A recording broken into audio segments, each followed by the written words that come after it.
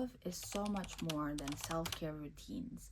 When you hear the word self-love, what comes to mind? Is it bubble bath, or maybe having a little me time, reading a book, or maybe going to a coffee shop that you like? Well, what if I told you that's only the surface level of self-love? Real secret of self-love, it's all about our thoughts, what we have in our mind, what is it that we're thinking about ourselves when no one is looking. So imagine if you have the kind of voice that is not kind to yourself, like no amount of self-care would be enough to make you feel happy, satisfied, and fulfilled in life. In this video, we will dig deep into self-love. We will cover how our thoughts is very important and it shapes our self-worth and relationship with ourselves. Second, we will also learn about the mental block, why is it so hard for us human to love ourselves. And thirdly, we will start also applying that today, so we will get practical.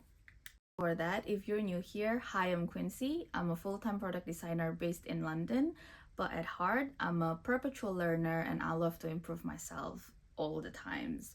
And in this channel, we will learn all sort of things from personal growth to mastering new skills. And if you're like me, stay tuned and we can learn together. If you're ready to dig deep, don't forget to like, and let's get started. What is self-love? Self-love is acceptance of oneself. That's the simple explanation of it. But if you want to dig deeper, yes, it's all about accepting yourself as who you are now at this moment. So that would be beyond our achievement. That would be beyond like society expectation of us. That will be beyond whatever it is that we think we're supposed to be. You ask me why self-love is so important, it's because the only relationship that we will have from the moment we're born until later on when we're gone from this world, it's the relationship with ourselves. Imagine all your life you'll be stuck with this kind of relationship that is toxic, negative, and self-degrading. That's not what we want. And it affects our life and our relationship, the quality of life that we have. Ask me, how do I know that it will be shitty if we don't have the self-love with ourselves, the good relationship?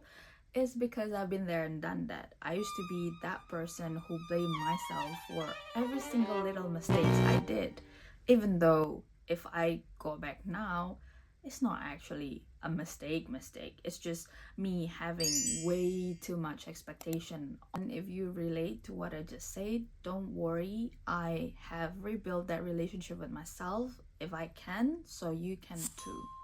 So the key to self-love is not to do more self-care routine, but is to change our mindset with ourselves.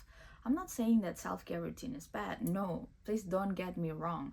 I love my self-care routine and I do it regularly, but the self-care routine is not like the core of like self-love. It's something that we do because we love ourselves, yes, but if you're just doing self-care without the self-love, without changing your mindset about yourself, without having that great relationship in your mind, then it will be just empty and you won't feel fulfilled or happy with yourself no matter how much self-care you do.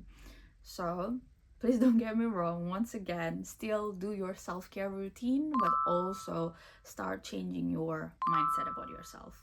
When I had enough of that kind of life, that kind of relationship with myself that is so miserable and negative, I started reading a lot of books about self-love, about personal growth, and all of this good stuff. One of them is this. It's called The 4 Agreement by Don Miguel Ruiz. And then over here, he mentioned one of the rules was be impeccable with our words. But he didn't only talk about our words to other people, but also our words to ourselves. Why do we have to do that? Because our subconscious always listening to ourselves. That's what he said in his book. And even though like our brain is smart, it cannot differentiate between what's real and what's imagination. So imagine if you keep talking bad about yourself, saying all this stuff in your head. Second point is words reinforce your identity. So imagine if you keep saying like, oh, I'm so bad at relationship, or like I'm always like failing at this, I will never be successful, I'm not a good company, like no one will ever like me, all this kind of stuff, that will become true, that will be your identity. Because like I said, the brain listen. Now we already talk about like what self-love is, and we already talk about why it is very important to have self-love, that good relationship with ourselves. Now we're going to talk about the juicy part, how we're going to apply it. The first one is A for awareness. So we have to be aware first, because we cannot change what we're not aware of. Pay attention to our inner dialogue, like how do you talk to yourself all this time, right?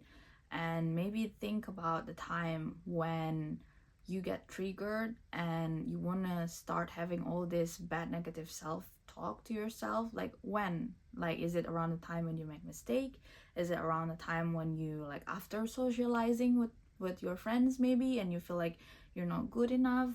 Like start noticing all these little details, be aware. So that's number one, awareness. And then the second one is caught yourself. No, it's in the past tense. Catch yourself. English is not my first language, pardon me. Catch yourself. But so your thoughts are habits, and just like any habits in this world, it can be changed. So the moment you start going back in the loop of talking badly to yourself, stop yourself. E is for transform. So instead of saying all this criticism to ourselves, change it, like self-critics to self-support. For example, if you say I always fail all the time, you change it to be like, oh, I'm learning and growing. Another example would be, I'm not good enough, and then you change it to be like, oh, I am worthy as I am, it's fine. And another example would be, I'll never change, for example. I'll never change. No, every day I am changing to be better. That's what we should like start changing the narrative to be. So now I've shared with you how I changed my bad negative relationship with myself to be a better one, an awesome one, with that ACT framework. I created that framework myself. I hope it's helpful for you too. Now we can put this into practice. So leave in the comment, or like you can send it over to my email if you want to share that with me. What is it, one thought, like negative thought, that you want to change and let go of today?